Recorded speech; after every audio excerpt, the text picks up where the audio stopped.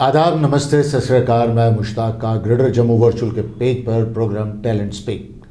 Talent जो बोलता है, टैलेंट जो दिखता है।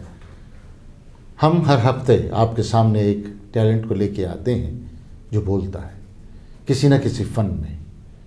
अदाकारी का फ़न हो, मसवरी का हो या लिखने का हो। Program talent speak. आज हमारे साथ जो शख्सियत हैं वो किसी तारुफ की मोहताज नहीं है, लेकिन मेरा फ़र्ज़ बनता है कि उनके बारे में बता देना। थिएटर से जुड़े हुए, फ़िल्म जगत से जुड़े हुए और एक डोगरी फ़िल्म में एक अपना नाम मुकाम बनाए हुए, मैं बात कर रहा हूँ तनवीर डार की। जब भी कोई शहर पटने पर आता है तो शुरुआत ऐसे ही होती है। विकी ताकत आने की क्या ताकत दस्ते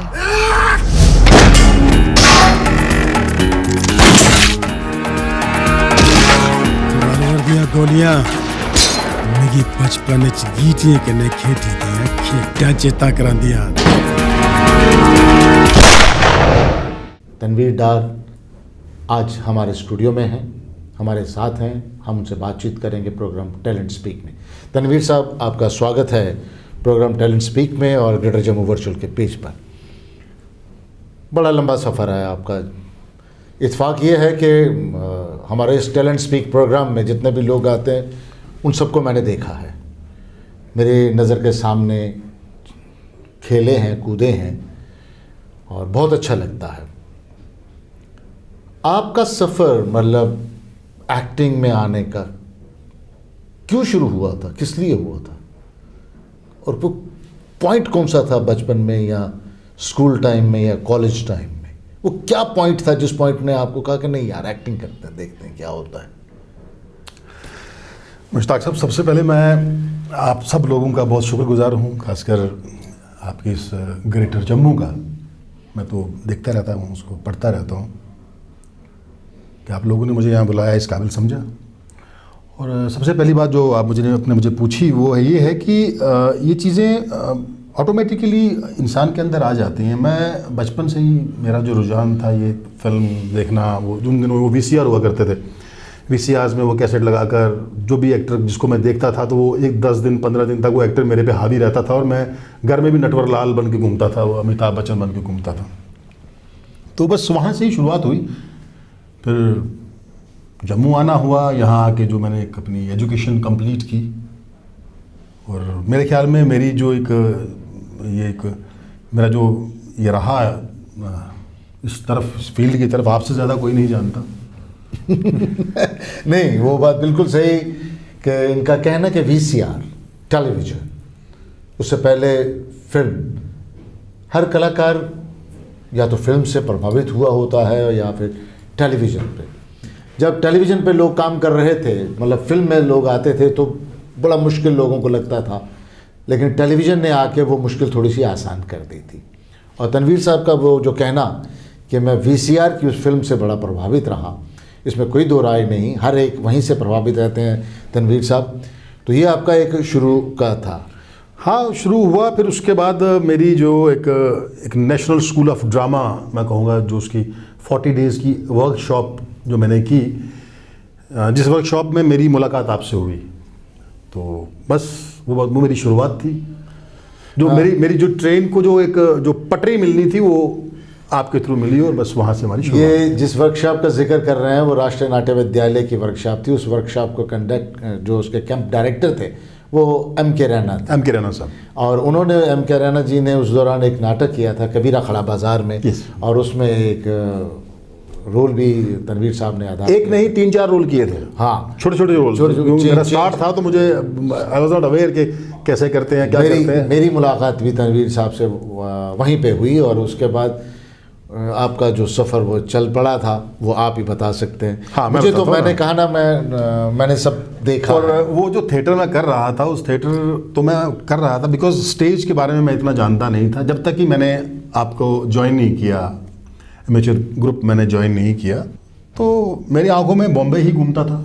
बॉम्बे में गया भी और जाने के बाद वहाँ कुछ काम भी किया, फिल्म्स भी की, सीरियल्स भी किए, जो उस दौरान के बड़े अच्छे सीरियल्स थे और फिल्म भी अच्छी सेकंड लीड में की, एंड किसी न किसी कोई वजह से मुझे वापस आना पड़ा और फिर I was very upset, depressed कि मैं मतलब ये वापस आ गया, अब क्या होगा, कैसे करेंगे, क्या करेंगे। एंड देन मुश्ताक साहब का आना और मेरा इनसे मिलना, फिर हम लोग जो मेरी जो मैं डाइवर्ट जो मैं हुआ, जो मेरे अंदर वो ट्रमाइल चल रहा था, जो स्ट्रेस का और जो एक फ्लैशबैक जो बॉम्बे का और वो जो सब, उसको चेंज करना आपने काफ़ी हद तक उसको चेंज किया। और आपने मुझे बताया कि अगर बनना होगा या करना होगा तो यहाँ से भी किया जा सकता है, जो कि आजकल आप कर रहे हो। आप तो यहाँ बैठ के बॉलीवुड की फिल्म तो कर ही रहे हो। वो एक बहुत इनका हिस्सा है तनवीर जी का, इन्होंने खुद उस बात को बयान किया कि दौड़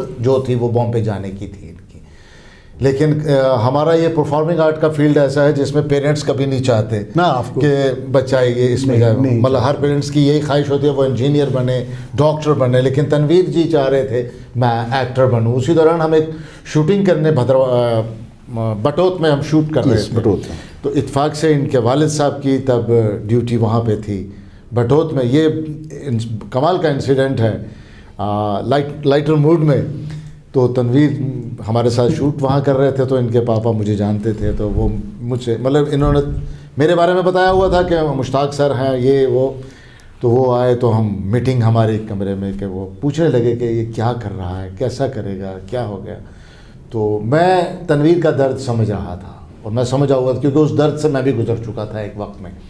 तो मैंने उन्हें कहा कि नहीं कोई बात नहीं, ये अच्छा करेगा, सब ठीक हो जाएगा। तो वो एक इत्मीनान से, मुझे लगता है कि वो एक मुलाकात थी ये इत्मीनान से। उसके बाद तनवीर से मेरी बात हुई कि भाई आप क्यों बॉम्बे जाना चाहते हो, तो बस इनका यही कहना था नहीं सर जाना है बॉम्बे। तो फिर मैंने कहा कि यार तुम्हें काम करना है, तुम्हें स्क्रीन पे आना है, टेलीविज़न की स्क्रीन पे आना है। हाँ जी मुझे आना है। तो इनका दौर तब डीडी कशीर के काफ़ी सीरियल हुआ करते, तो वहाँ और उस दौरान डीडी कशीर के सीरियल में आना भी बहुत बड़ी बात थी, बहुत बड़ी बात थी। बड़े ऑडिशंस होते थे सब, और आपने ही तो इंट्रोड्यूस करवाया कश्मीर वालों से, फिर वो ऑडिशन हुए। वो आपकी अपनी मेहनत है। नहीं बट वो चीज़ जो है ना उससे आदमी सीखता है। जो हमारी जो वर्कशॉप रही वो क्या रहा, डीडी कशीर तो रहा। जी जी जी जी जी ये जम्मू दूरदर्शन रहा जब हमारी शुरुआत हुई। डॉक्टर सोनाल कौल जी आए, जैसे आप उनसे मेरी शुरुआत जम्मू दूरदर्शन में हुई। जैसे शबीर मुजाहिद साहब आए या दादा साहब आए, जैसे बाकी लोग थे, उमर जी थे, शौकत साहब थे, बहुत सारे लोग हैं जिनके मैं अभी याद नहीं आ रहा नाम। तो बस वो चलता रहा। हमारी जो रिहर्सल होती रही, हर हमें पता चल गया कि कैमरा कैसे फेस करना है, डायलॉग डिलीवरी कैसे देनी है, प्रोनाउंसिएशन कैसे करनी है, स्क्रिप्ट को कैसे पढ़ना, आर्टिस्ट के साथ किस तरीके से कॉपरेट करना। तो ये छोटी छोटी चीज़ें जो नया आर्टिस्ट नहीं समझ पाता।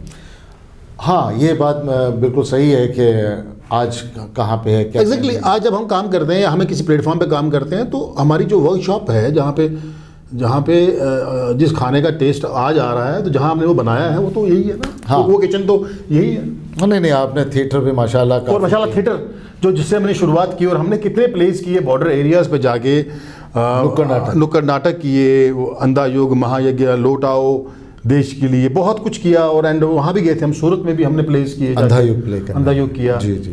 तो स्टेज में आना, और मैं ये कहूँगा, मेरा ये मानना है जी जी, जो लोग आना चाहते हैं, जो लोग थोड़े से, क्या होता है कि इस फील्ड में जो भी आदमी आना चाहता है ना, वो बाकी लोगों से हटके होता है। नहीं, और जब वो हटके होता है तो उसको आम आदमी समझता है नहीं यार ये थोड़ा सा खिसका हुआ यहाँ से, जबकि वो खिसका हुआ नहीं होता। वो उसकी ट्रेन जो है इस ट्रैक पे नहीं आ रही होती।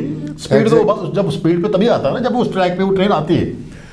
तो उसके लिए एक गॉडफादर होना बहुत ज़रूरी है, उसके लिए एक उस्ताद का होना बहुत ज़रूरी है, उसके लिए एक प्रॉपर गाइडलाइन होना बहुत ज़रूरी है, और एक आदमी चाहिए जो उसको आहिस्ता आहिस्ता आहिस्ता आहिस्ता लाइन पे लाए।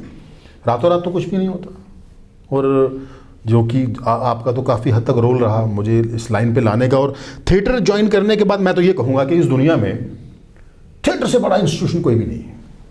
आप बच्चों को देखिए, आजकल के बच्चों को जो स्कूल में, कॉन्वेंट के बच्चे से आप बात करके देखिए, ठीक है इंग्लिश पर इंग्लिश में बोलते हैं, लेकिन एक जो बिहेवियर होता है, एक इंसान के साथ एक बिहेव करता है, जो ट्रीट करता है, जो एक एथिक्स होते हैं, जो जो इंटेलेक्ट होता है, वो चीज़ें वो सब खोते हुए जा रहे हैं। क्या वजह है उसकी? वो चीज़ें इंसान को थिएटर सिखाता है, एग्जैक्ट कॉन्फिडेंस। और जो कॉन्फिडेंस आपको स्टेज देता है वो दुनिया में कोई भी चीज़ नहीं देती। मैंने ये माना, मुझे ये लगा। नहीं नहीं, आपका आज अगर मैं यहाँ बोल रहा हूँ, फ्रीली बोल रहा हूँ, आई डोंट केयर कि कैमरा लगा है, ये सब कैमरा मैन देख रहे हैं या हम बात कर रहे हैं, मेरे लिए एक नॉर्मल सी चीज़ है। Why? That is only because of theatre and because of my गुरुजी मुश्ताक जी। हाँ, नहीं, उस मामले में मैं यही कहूँगा कि आपकी अपनी मेहनत है तन्वी। बहुत से बच्चे आते हैं, अपनी मेहनत करते हैं, कोई किसी को सिर्फ, हाँ मैंने अगर कुछ किया होगा तो एक ट्रैक दिखाने की कोशिश की, बाकी हर वही है, चलना तो खुद ही होता है, बट एक बिल्कुल। ये था इनका थिएटर का सफ़र। एक बड़ा नाम भी रहा है तनवीर डार का। घर में बड़ा भाई होने के नाते भी अपने फ़राइज़ अंजाम देते हैं और सोशल कॉज में भी बढ़ चढ़ के आते हैं हर एक के लिए। हो सकता है ये इनको थिएटर की देन है, लेकिन कुल मिला के इनकी एक फिल्म, बहुत चर्चित फिल्म, डोगरी फिल्म जिसे हम कहेंगे, बहुत चर्चित और अच्छी फिल्म जिसका एक लाइन मापदंड फिक्स हो गया था, वो थी गीटियाँ। गीटियाँ के ये हीरो रहे हैं और अब हम इनसे गीटियाँ के थोड़ा सा एक्सपीरियंस जाने कि इनका गीटियाँ फिल्म का क्या सफ़र था, कैसे शुरुआत हुई।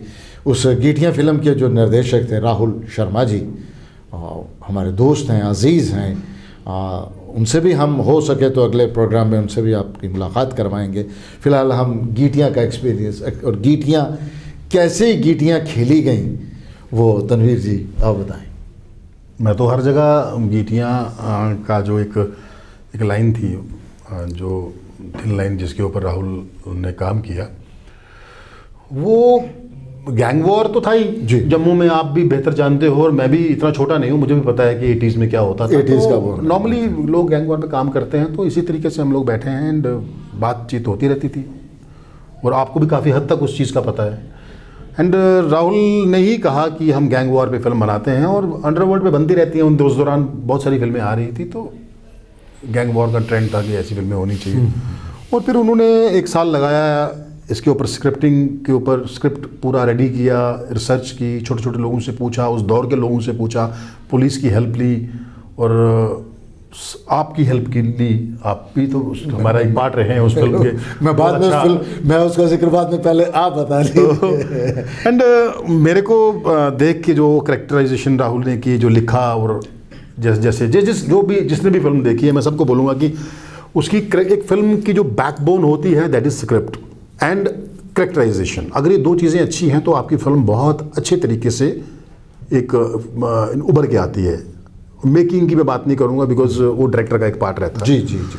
तो ये एक बड़ी अच्छे तरीके से इसको बुना गया, इसको तराशा गया, देखा गया, हर एक चीज़ को छोटे छोटे पहलू पे, और इतना सेंसिटिव इशू, आप जब उस फिल्म को देखेंगे, इतने सेंसिटिव इशू पे काम करना और फाइनली उसमें से आराम से बाहर निकल आना एंड पेंडुलम की तरह उसे छोड़ देना और पब्लिक के लिए कि and you have to decide कि अब क्या होगा, पार्ट 2 बनेगा, 3 बनेगा, या इसका रिजल्ट क्या होगा, कौन रहा, कौन मरा, कौन गया, वो सब कुछ उन्होंने पब्लिक पे छोड़ दिया। बिल्कुल, बहुत बेहतरीन तरीके से। एग्जैक्ट। फिल्म गीटियाँ का अनुभव तनवीर डार के ज़ुबानी, और इत्फाक से उस फिल्म में मेरा भी एक छोटा सा किरदार था और मैंने कोशिश की निभाने की, लेकिन वो फिल्म का पूरा प्रोसेस मेरी आंखों के सामने से बना है। उसका ताना भाना भुना गया, उसका फिल्म का लुक डिज़ाइन करने में प्रॉपर तरीके से, और कमाल ये था कि उसमें बॉम्बे से भी एक्टर आए हुए थे। यशपाल शर्मा जो कि डोगरी नहीं बोलते थे, लेकिन जब उनके साथ टेलीफोन पर कन्वर्सेशन हुई तो उन्होंने एकदम कहा कि मैं हिमाचल में रहा हूँ, कांगड़ा में, और मुझे डोगरी थोड़ी सी आती है, मैं ट्राई करूँगा। और उसके बाद वो फिल्म में देख लीजिए वो किस तरीके की डोगरी बोल रहे थे। हालांकि एक उसमें पूरा फिल्म में एक टेक्निकली सारी चीज़ों पे काम किया। वो फिल्म अगर गीटियाँ की कामयाबी हम कहें तो वो एक पूरी टीम वर्क था। हमारे सिनेमाटोग्राफर जी थे, हमारे म्यूज़िक वाले टीम, पूरी टीम, मतलब हम एक उस फिल्म को एक कॉज लेके चल रहे थे, बस ये फिल्म बनानी और एक अच्छी फिल्म बनानी। और वो फिल्म बनी, और वो जिस सब्जेक्ट को लेके काम था, वो सब्जेक्ट, वो टॉपिक, वो किरदार इत्फाक से मैंने भी देखे हुए हैं, मेरी आंखों के सामने से वो किरदार गुजरे हुए हैं, तनवीर को भी मालूम ही है क्योंकि इन्होंने तो उन किरदारों का रोल अदा किया है। तनवीर जी, फिल्म हो गई, थिएटर हो गया, जम्मू कश्मीर की फिल्म इंडस्ट्री है कि नहीं है? नहीं है। अगर नहीं है तो क्यों नहीं है? मैं हर जगह बोलता हूँ, हर इंटरव्यू में बोलता हूँ कि इट्स नॉट अ स्टेट और UT, it's a country. Languages बहुत सारी हैं यहाँ पे, इसकी अपनी दिक्कतें हैं स्टेट की। लद्दाखी, भद्रवाही, कश्मीरी बोलता है, ये इसकी अलग है, वो बोलता है गोजरी, पहाड़ी, गोजरी, पहाड़ी एंड फिर डोगरी, फिर डोगरी में रियासी अलग। एंड डोगरी फिल्म सिर्फ इसी हमारे जम्मू में रह के बंद हो जाती है, कठुआ एंड उधमपुर के। लेकिन ऐसी बात नहीं, अब पंजाबी को देख लो, पंजाबी फिल्म कितनी, बिकॉज पूरे पंजाब में एक ही लैंग्वेज बोली जाती है, हमारे यहाँ एक लैंग्वेज नहीं बोली जाती। हमारे यहाँ पे अब कश्मीरी क्यों आएगा डोगरी देखने के लिए? आपने आज तक कितनी कश्मीरी फिल्म्स देखी है? मैंने कितनी देखी है? या हमने लद्दाखी कितनी देखी है? यहाँ शायद भद्रवाही में भी कोई फिल्म बनी थी, हमने तो सिर्फ पोस्टर ही देखा था, फिल्म नहीं देखी थी, बिकॉज हमारे ऊपर से जाती है। तो इसलिए एक लैंग्वेज का होना बहुत ज़रूरी है। और अभी शायद अगर ये यूटी रहेगी तो आहिस्ता आहिस्ता लोग बोलेंगे हाँ ये कश्मीरी हुआ करता था, ये डोगरा हुआ करता था, बिकॉज अब तो मिक्स हो गया ना, अभी तो बाहर के लोग भी आ जाएंगे और सब एक ही लैंग्वेज। शायद जहाँ तक आने वाली जनरेशन जो है 20-30 साल के बाद कोई लैंग्वेज एक ही हो, शायद हिंदुस्तानी बोली जाए। तो ऐसी बात नहीं कि हमारे यहाँ टैलेंट नहीं है, ये तो आप मानेंगे, टैलेंट तो बहुत है, बहुत टैलेंट है। इवन के मैं भी फिल्म्स में काम करता हूँ, मैं भी यहीं से जाता हूँ, है ना। टैलेंट की कमी नहीं है यहाँ पे, हमारी लोकेशन कमाल, लोकेशन बहुत बढ़िया है। लेकिन इंडस्ट्री, मेरा यही सवाल वहीं अटकता है कि क्या हमारे जो लोग अपने मुझे सर इंडस्ट्री नहीं बनेगी, बनाने की कोशिश की हमने, और अगर हम इसी तरह कोशिश करते रहेंगे तो शायद मुझे लगता है कि घर के बर्तन भी बिक जाएंगे। पब्लिक को थिएटर में लाना और टिकट विंडो तक पहुंचाना और टिकट लेके फिल्म देखना बहुत बड़ा काम है। मतलब वो तो इसमें कोई दो राय नहीं है कि फिल्म बनाना इतनी मुश्किल नहीं है। आपको भी पता होगा, नॉट इवन हमने तो किसी को पासिस तक नहीं दिए। लोग कहते थे पास दे दो यार, हम मार के 1 साल फिल्म बना के सब कुछ करके एंड लोग पासिस ढूंढते हैं। पर चलो वो एक अलग वो कैटेगरी एक अलग होती है पासिस वाली, एंड हमने तो किसी को नहीं दिया। तो अब मैं इंडस्ट्री की बात करूंगा तो इंडस्ट्री नहीं बन पाएगी इसलिए कि बिकॉज ऑफ आवर लैंग्वेज। अगर बनेगी भी तो इस छोटे से जो हम जिसको हम बोलते हैं हमारा ये डुग्गर देश या डुग्गर जो जम्मू की जो हमारी ये जो सिटी है जहाँ पे डोगरी बोली जाती है, जिसमें से 70 या 60% लोग गाँव में रहते हैं, जहाँ पे जो थिएटर में नहीं आते, और 30% फिल्म इंडस्ट्री 30% लोगों पे नहीं बनती। एंड और आजकल पिछले 1 साल में थिएटर भी बंद हो गए। पहले तो चलो कोई चांस था, हम सोच सकते थे बजट कम कर दें या ऐसा कुछ करें। जैसे हमने अपनी डोगरी फिल्म में हमने हिंदी भी बोली और डोगरी भी बोली। अब गणेश यादव था जी, वो तो उसमें वो जो कैरेक्टर किया गणेश यादव ने IPS का किया, वो हिंदी बोलते थे, जब वो आते थे तो हिंदी में बात करते थे। और हमने उसको डोगरी में भी हमने इस तरीके से डोगरी रखी कि टिपिकल सी डोगरी नहीं रखी, नहीं कि जो हमारी जो नई जनरेशन है वो मॉडर्न मिक्स जैसी। देखें, इसमें सीधी सी बात है, फिल्म इंडस्ट्री की जहाँ तक सवाल आता है उसमें हम सब जम्मू कश्मीर के लोगों को खुद एक मेहनत करनी पड़ेगी। मुझे याद है कि शुरुआती दौर में हमारे डोगरी के गानों की कैसेटें बनी थी, लेकिन वो कैसेटें बिकी नहीं, कोई नहीं ख़रीदा, किसी ने नहीं वो कैसेटें ख़रीदी। और जब जिन लोगों ने वो कैसेट बनाई थी उन्होंने अपना पैसा खर्च किया था और उसके बाद रिकवरी कुछ नहीं थी। हर एक कहता था यार कैसेट दे दे, यार कैसेट दे दे। इसके मुकाबले में कश्मीर में जो भी कैसेट बनती थी वो बिकती थी, लोग वहाँ ख़रीदते थे। हम लोगों ने ही कभी कोशिश नहीं की। सर मैं आपको एक बात बताऊँ, इसमें एक बहुत बड़ी हमारी बदकिस्मती क्या है कि बड़े कम लोग होते हैं, लाइक जैसे हमारे डायरेक्टर राहुल हैं, आपने उनका टेस्ट भी देख लिया, हम लोग तो काम करते रहते हैं इकट्ठे।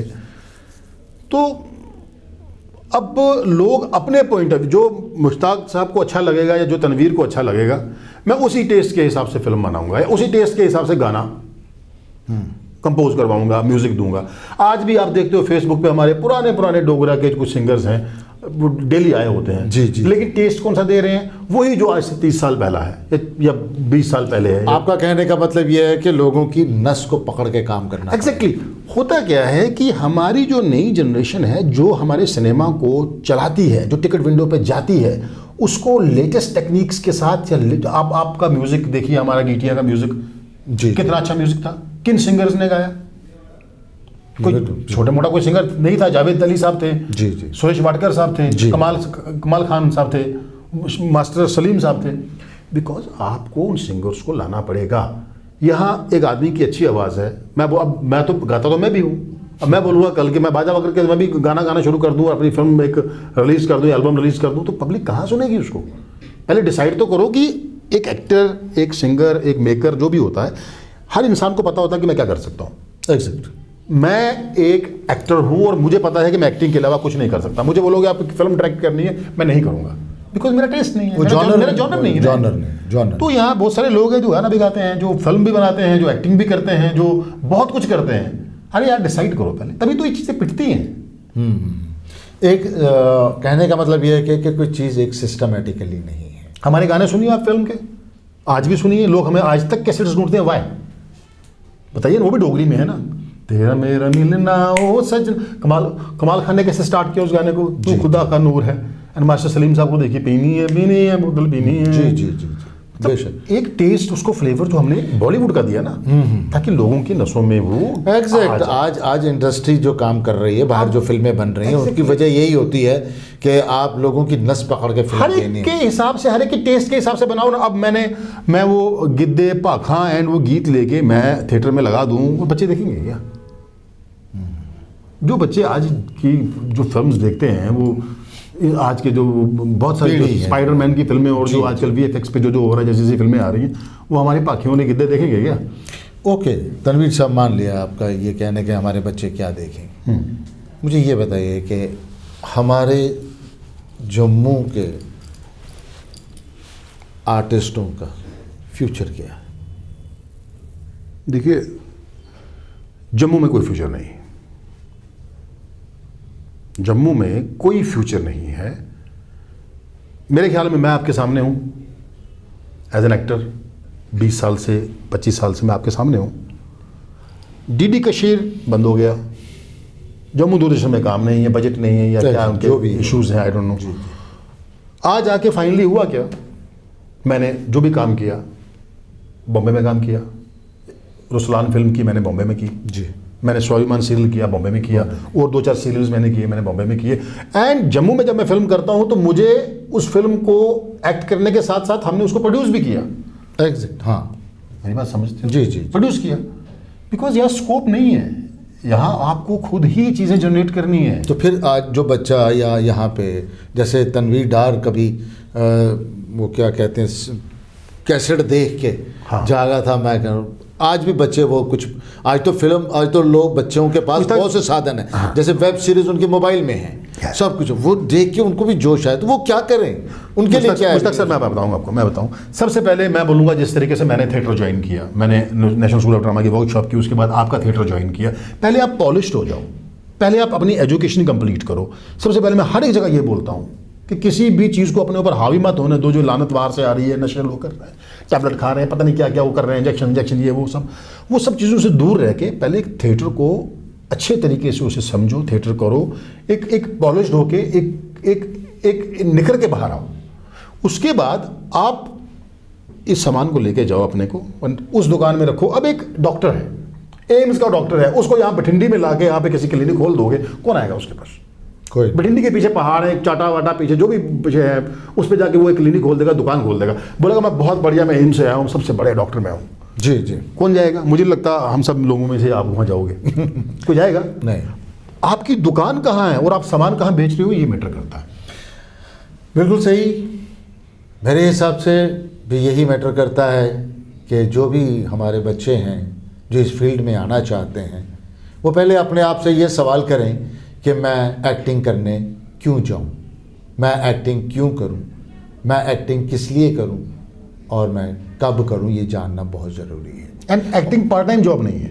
एग्जैक्ट, एक्टिंग वाकई एक्टिंग पार्ट टाइम जॉब नहीं है। और जब आप अपने इन सवालों का जवाब खुद ही देंगे तो मेरा ये मानना है कि आप कभी फ्रस्ट्रेशन का शिकार नहीं होंगे।